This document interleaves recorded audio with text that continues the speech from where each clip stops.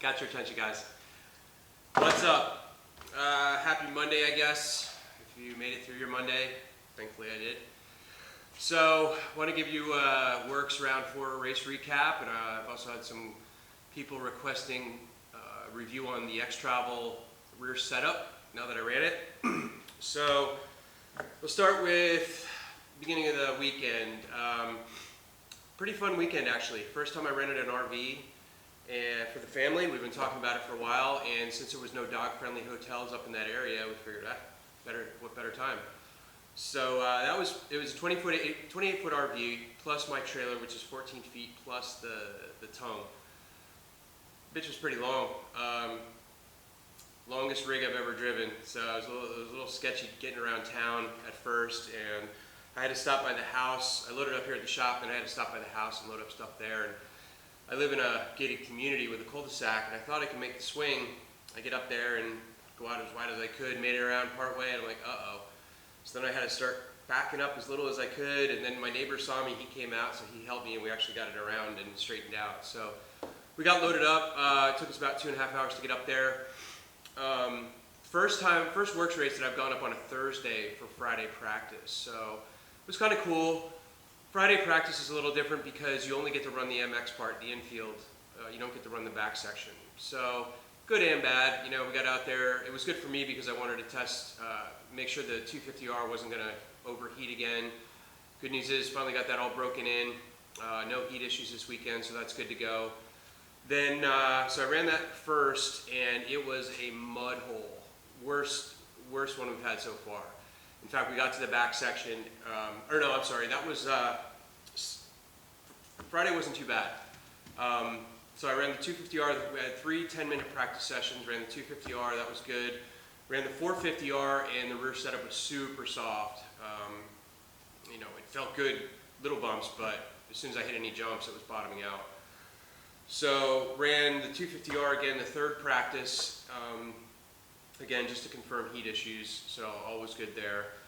So I went back to camp. I upped the preload on the Xtravel, on the Elka, on that, and then I sent a message to the guys at Xtravel and let them know what was going on. And they said to turn up the preload, or turn up the rebound, because that stiffens the whole system.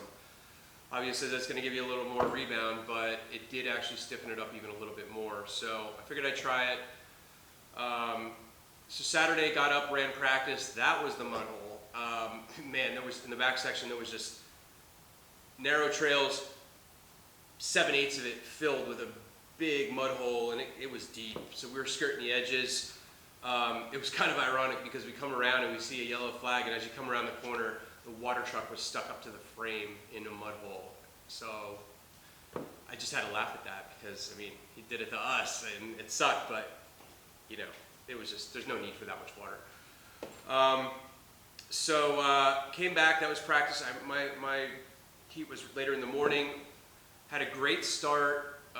The 250R is interesting on the whole shot because the 450s always get me right off the start because of the torque of the 450R and the wheel spin of the 250R. But as soon as I start shifting through gears, I do a second gear start. As soon as I'll start gaining in third, and as soon as I hit fourth and really hammer it, that thing just takes off because it gets traction. And I was towards the inside because it was a sharp right-hand corner. So I came flying up through, and I thought I had it, but I went a little too wide around the corner, and my buddy Sheldon came in, took me on the inside, and then there was another guy who shot around the other side, and they actually tied for the whole shot. So, good start, it was fun. Still working on the starts and positioning and just figuring that all out. That was my mistake, just going a little too wide, but yeah, it was all good. So, held, I think, third or fourth place for the first lap and a half, and then I just totally got gassed. Started slowing down, a couple guys passed me, and then some more guys passed me, and what I realized with the 250R is I've got 2 issues to work out. Number one is I have a super light spring, carb spring for my Kian carbs, but on this Selby motor, Rob Selby likes to use the Mikuni carb. And he's got it all worked out, you know, board and all this other stuff, so I don't want to mess with it, but the spring is really stiff. And I run a twist, as you guys, most of you know, I run a twist on all my quads, and that one is really stiff. So I noticed it in the last race. I thought it was just my grip strength, and that was partially it, but it really just, it's too tough to twist. And I did try grinding down the spring a little bit. I put it on a pencil on the belt sander, wound it down, but I didn't want to go too far. So my next thing is to clip, start clipping slowly, start with one coil and then stretch it and just see how it feels. So I've got to work that out. The other thing that happened was my twist throttle grip glue came loose. And even though I have it wired, it was still slowly spinning. So I had to constantly keep repositioning my hand, and you know, that just adds to everything, and it wears you out. The other thing I realized is the clutch pull, I was using a WORCS connection perch, which is really nice and smooth because I use a bearing, but it was a hard clutch pull. So I was talking to Selby, and he said, you know, do you have an ASV lever? Which I do, and I switched to it, and it literally probably cut my pull in half, and I was surprised. And the reason is because the farther out the cable mount point is from the bolt, the more leverage you have. And even the minute amount makes a difference.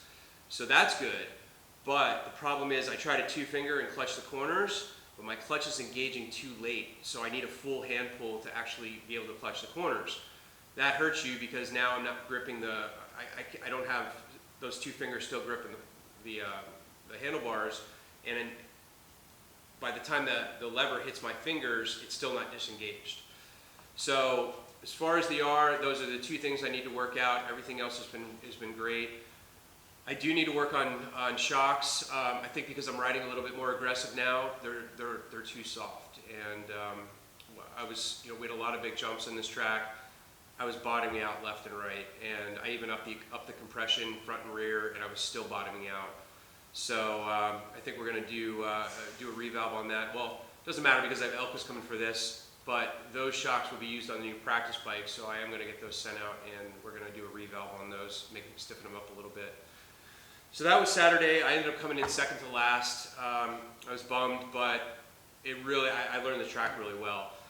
So then Sunday, I took the 450R out. Now this is the first time this year that I've raced the 450R because you guys probably know I've been racing the 250R and the new hybrid a lot, but because the Xtravel linkage setup was all done, I wanted to test it out. And that has a super easy, I have a Tokyo Mods FCR carb in there, super easy spring and twist. Clutch, I can easily two-finger it. It disengages really early before it hits my fingers. So that was my focus, was to work on clutching and keeping those RPMs up, clutching the corners, and then just letting that clutch out as soon as the straight hits, so you take off. So, yeah, the funny thing is, I always forget to turn the GoPro on the line. You know, so much stuff's going on, you're talking to people, and then you get seated and you're waiting, and I always forget to hit the button. So this time I was like, all right, I'm gonna hit the button. I hit the button, wouldn't you know it, I forgot to shift into gear. So, flag drops, I'm ready to go. Wait! Oh shit! You know, I quick jump, stumped it into first and just took off. But I started last, so I was at 8th, there was 8 of us, so I started in 8th place. But I rode hard and was really clutching those corners, getting my ass off the seat, sliding, you know, really getting the corners, hitting that brake, sliding those. There was a lot of sharp corners, 90-degree corners, 180-degree corners coming around.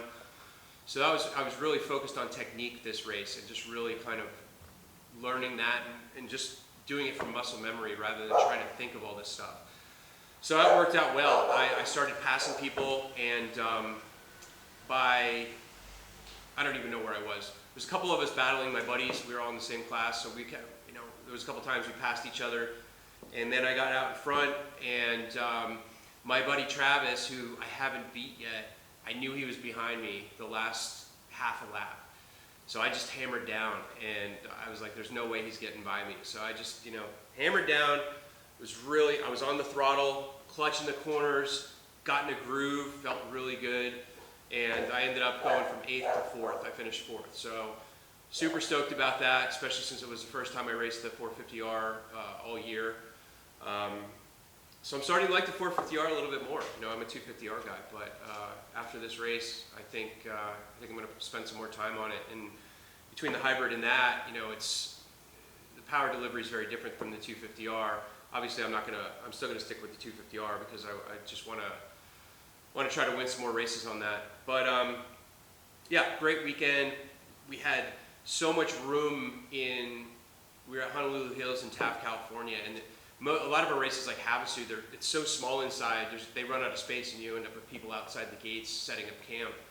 So we had our own huge section, and we've got a pretty big race crew, probably, I don't know, we probably had 10 to 12 rigs in there, 25, 30 people, all of our crew, so it was so nice to get everybody together, having the RV, staying there the whole weekend, you know, joining the nightly festivities.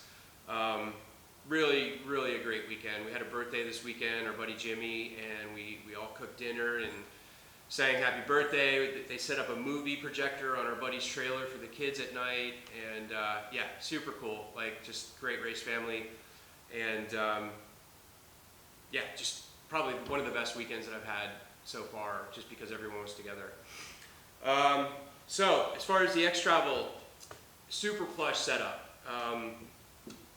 Real, like, people were coming over and lifting it. Holy crap, the travel, the super plush. But we still need to work out valving and spring rates and preload because, you know, it was bottoming a lot.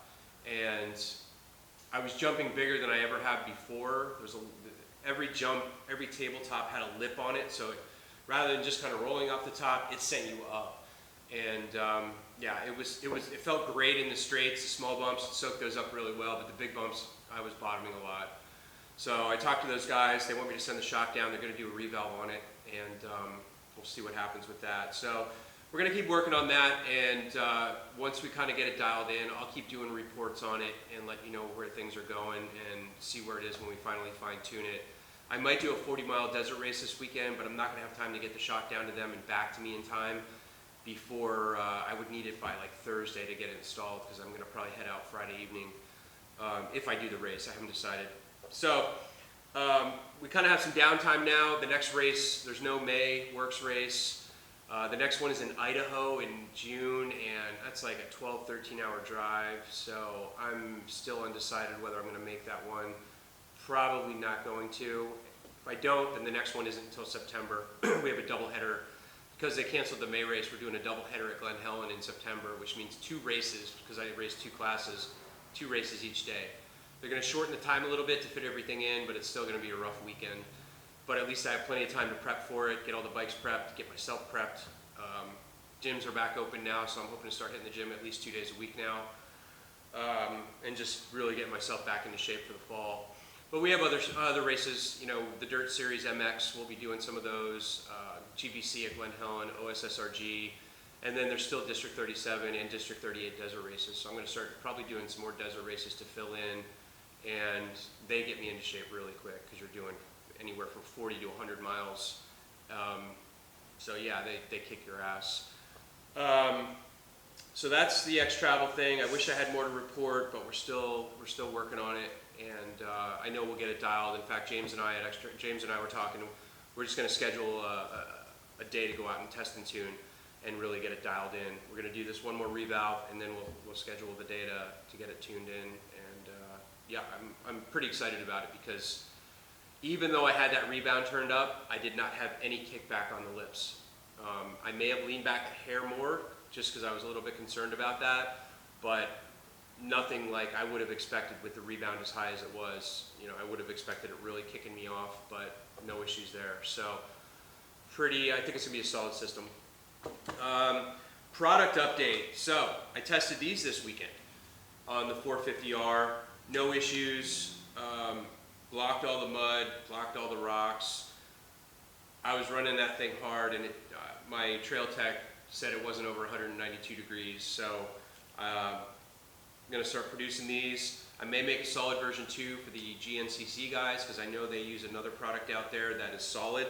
And I was talking to Adam McGill, and he said, yeah, they run the solid.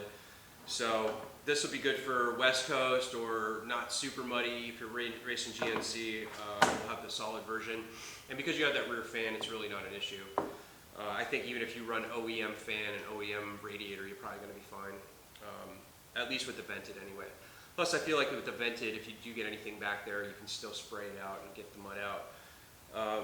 And then the other products, had some more people test them this weekend as far as the inner rock guards. Nobody had any issues. Had a couple people stop by camp to pick up a few things. So definitely I'm working to get that stuff into the system in the next couple of days and get that out this week, and then I'll just start filling in inventory and adding new products. These are going to probably be a couple weeks out because I've got to get more material, and all the products are going to have black, red, and blue. The blue will be also late availability because I had to order more material, so that'll probably get here sometime early next week. Start producing the blue. But yeah, get that stuff out. My buddy, I'm probably going to borrow my buddy's YFZ 450. I was talking to my other buddy this weekend who races a YFZ, and we came up with some other ideas. So I want to get one in here so that I can measure and prototype and get stuff, some more stuff there. And then I have some other ideas even for the other models. So some stuff even for the 450R, or 400EX, I'm sorry, for the like mud screens and stuff. So yeah, moving along. Again, just super busy, but I'm gonna get this stuff out there, and we'll get cranking, and then skids are gonna be next. I got a OEM YFZ 450 A-arm coming so that I can do those. I'll have the 450R ready soon. The 250R are almost ready for roll arms, so they're all roll arms. And then I'll probably start looking around eBay or wherever I can find cheap arms that are popular and used currently. You know, obviously there's too many arms, I can't make them all. But some of the major ones that guys are racing especially, start making some of those. I've got the bends worked out now. They're coming out clean. I've got a new design, so it's much stronger. And yeah, I'm pretty excited about those. What else? I think that's it for now. I'm picking up the new 250R frame this week from Powder. The prismatic is taking a little bit longer than normal with mixing and shipping their powders. So the guy told me, he's like, it's going to take a little bit longer than normal, but he said I should have it sometime this week. So if I don't race this weekend, or if I don't go out, then I may get that build and video started this Saturday. If not, then it'll start sometime next week, and we'll get that series going. Because my plan is to get that bike built, and then I'm going to tear apart my race bike, and I've got a cross tube under the tank to get relocated because it's blocking my oversized tank. And then I'm going to do a repowder, just refreshen everything up and get it ready for the kind of the fall season. New colors, new parts. I've got some new stuff going on, some stuff you're going to like. So yeah, we'll get that going. But I don't want to tear that one down until the practice bike is ready. And I've got my new motor for the race bike being built. So the current Selby 363 will end up going in the practice bike, and then when my new motor's done, it'll go in the fresh rebuild of the new bike. And yeah, that's going to be a showpiece. So super stoked about that. But maybe later this week I'm going to try to do a shock video, and I also have seat cover installation video that I'm prepped for. Figure while I'm waiting for the frame, I can do a couple other videos and show you guys to do some other stuff. So we're kind of prepped and ready to install that stuff. Fender cutting, stuff like that. So I'll be filling in as I get time, but priority right now this week is to get these products out to you guys. I have more and more people asking me when it's going to be available, so get that stuff out. All right, guys, that's it. I'll see you soon. Bye.